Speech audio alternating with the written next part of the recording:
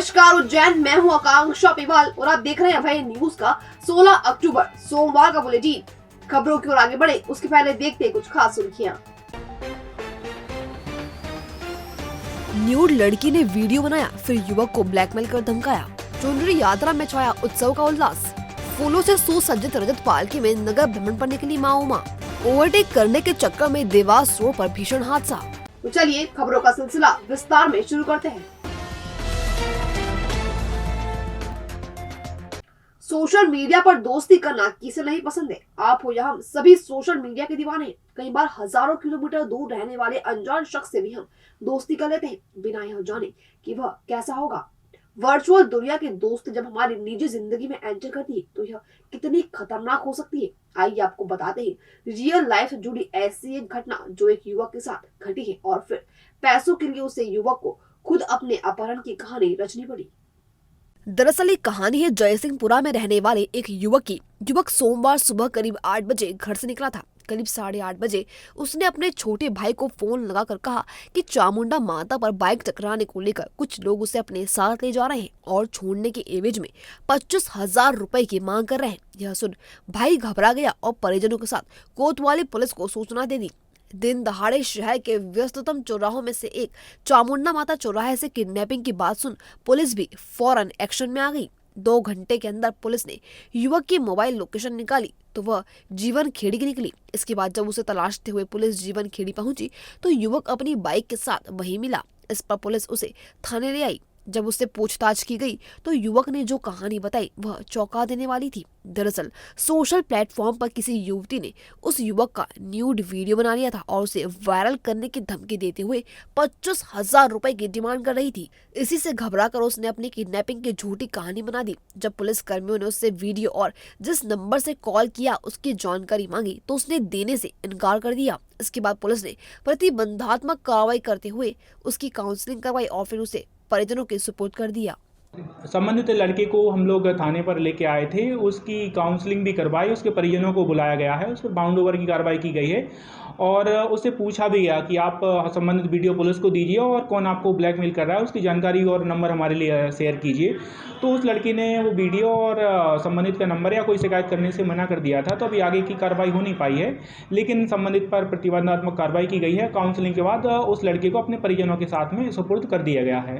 Sir आगे sir कुछ इस तरह के ग्रोह को पकड़ने के लिए कोई आईटी सेल की ओर से कोई कार्रवाई की जाएगी? हम लोग अपनी ओर से प्रयास कर रहे हैं। इसके अलावा अगर कल तक लड़के से भी पूछा जाएगा, वो कुछ जानकारी देता है तो उसकी जानकारी की मदद से आगे भी हम लोग संबंधित आरोपी को ट्रेस करने का पूरा प्रयास करेंगे।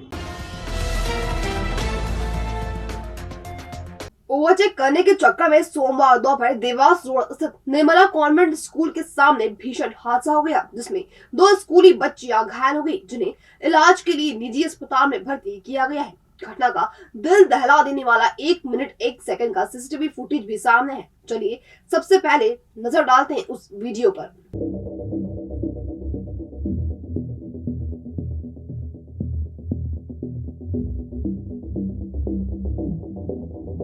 दरअसल सोमवार दोपहर करीब 1:15 बजे पोदारा स्कूल की बस देवास रोड पर निर्मला कॉन्वेंट के सामने से गुजर रही थी, जिसे पीछे से आ रहे महाराजा स्कूल वैन के चालक ने ओवरटेक करने का प्रयास किया।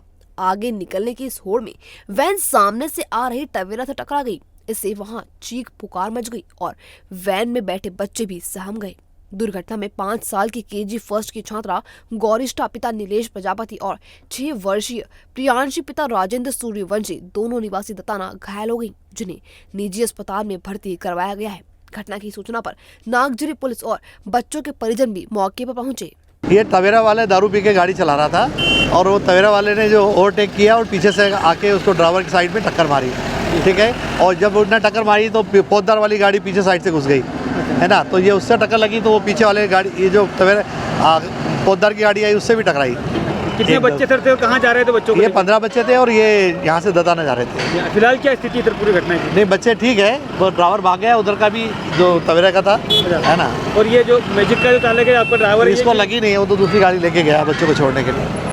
जैसे हमारा कॉलेज है, मतलब उसके कॉलेज के सामने उधर की बस और एक मैजिक वाला था, उसमें मतलब बच्चे वगैरह बैठे थे, मतलब वो 2 से टक्कर हुई थी। तो हम मतलब आवाज तो हम गए देखने, मतलब उसमें बहुत सारे बच्चों, 3 बच्चों को लगी थी। उसने दो को तो शायद वो ले गए, तो इसका बहुत ज्यादा खून दे रहा था, तो कोई था नहीं तो ले जाने वाला, सब देख रहे थे, कोई नहीं देखा। मैं और मेरा दोस्त साहब दोनों उसको उठा के मतलब लिया, और ये बोले कोई ले चलो, कोई लेके जाने के लिए भी तैयार नहीं था। तो मतलब एक तो कोई साथ में तो भैया के साथ कोई मतलब बाकी तो कोई अध्यक्ष वगैरह कुछ थे, तो उनकी कार में हम रखे मतलब यहाँ पे संजीवनी में लेके आए थे।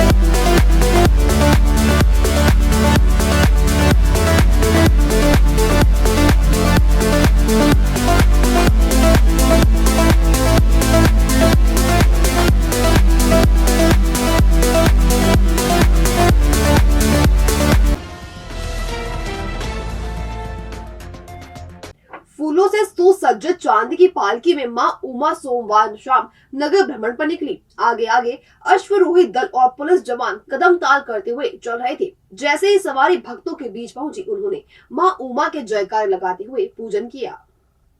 दरअसल वर्ष में केवल एक बार उमा सांझी महोत्सव के समापन पर मां उमा की सवारी निकाली जाती है। शाम 4 बजे पूजन के बाद सवारी नगर भ्रमण के लिए रवाना हुई, जो महाकाल घाटी, तोपखाना, दौलतगंज चौराहा, कंठाल चौराहा, सराफा, छतरी चौक, गोपाल मंदिर, पटनी बाजार, गुदरी चौराहा होते हुए बख्शी बाजार, कार्तिक चौक, रामानुज कोट होते हुए राम घाट पहुंची। यहाँ पूजन के पश्चात पंडित पुजारियों ने नाव में बैठकर रंगोली व ज्वारे का विसर्जन किया। इसके बाद सवारी कहारवाड़ी, बख्शी बाजार, महाकाल रोड होते हुए पुनः श्री महाकालेश्वर मंदिर पहुंचकर समाप्त हुई। विजय पुजारी ने बताया कि मालवा की लोक संस्कृति एवं परंपरा अनुसार श्री महाकालेश्वर मंदिर में उमा सांझी महोत्सव मनाया जाता है।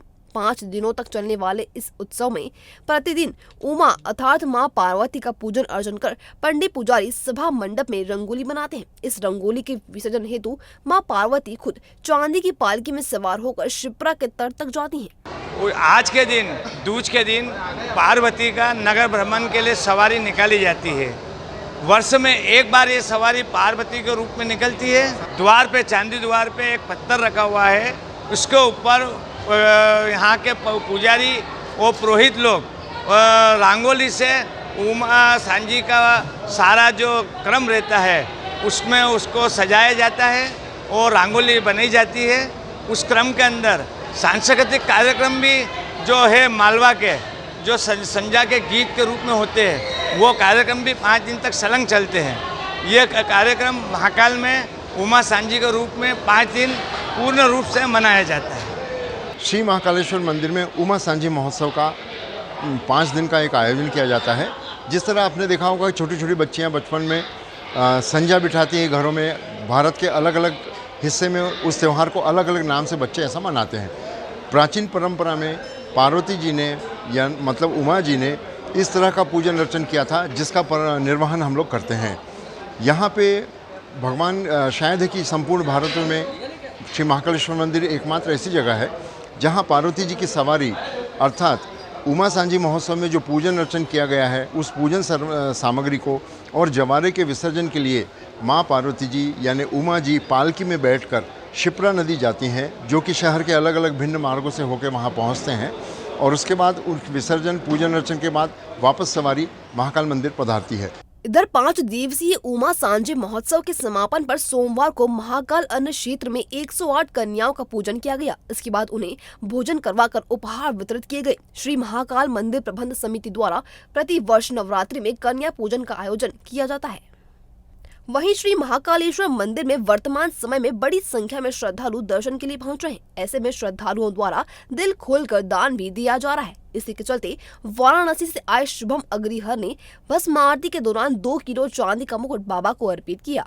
पुजारी यश गुरु ने बताया कि मनोकामना पूरी होने पर शुभम अग्रहरी ने भगवान को मुकुट अर्पित किया। इसके बाद उन्हें रसीद भी दी गई। बहुत समय से उनकी और मेरी वार्तालाप चल रही थी और उनको उस दिशा में उनको मार्गदर्शित करा। वो प्रेरणा पता ही प्रेरणा हमारे माध्यम से उनको प्राप्त हुई। विधिवत रूप से उनको रसीद भी प्रदान करी गई है और इस मुकुट को बाबा महाकाल को सजाया जाएगा और बाबा महाकाल के नित्य श्रृंगार में इसका उपयोग करेगा। सोमवार शाम शांति नगर से निकली चुनरी यात्रा में उत्सव का उल्लास छा गया। डीजे पर बज रहे भजनों पर श्रद्धालु झूमते हुए निकले। अजय मरमट के नेतृत्व में शांति नगर से शुरू हुई यात्रा का 11वां वर्ष है। यात्रा नीलगंगा से होते हुए सिंधी कॉलोनी, तीनबत्ती चौराहा, टॉवर होते हुए चामुंडा माता मंदिर पहुंची, जहां मां चामुंडा को चुनरी उड़ाई गई। यात्रा में हजारों श्रद्धालुओं ने हिस्सा लिया। इस मौके पर मुख्य मार्गदर्शक बद्रीलाल मरमट, सहायक संयोजक पिंटू वाडिया, रोहित डागर, आदित्य केतफास, निरंजन चौरसिया, अभिषेक मरमट, रोहन डागर आदि मौजूद थे।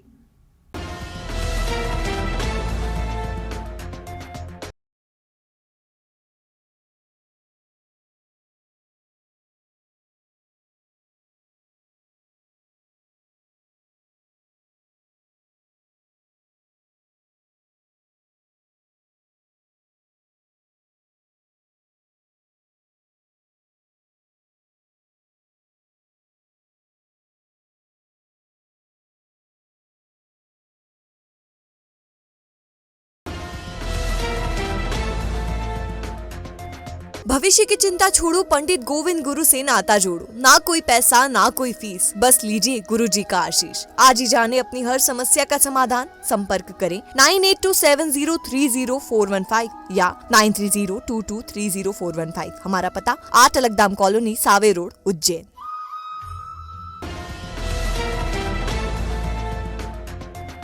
ये था अभय न्यूज का आज का बुलेटिन। अगर खबरों को लेकर आपके पास कोई फीडबैक हो या कोई अन्य जानकारी हो तो हम तक कमेंट सेक्शन या इनबॉक्स के जरिए जरूर पहुंचाएं। फिर मुलाकात होगी नए बुलेटिन के साथ।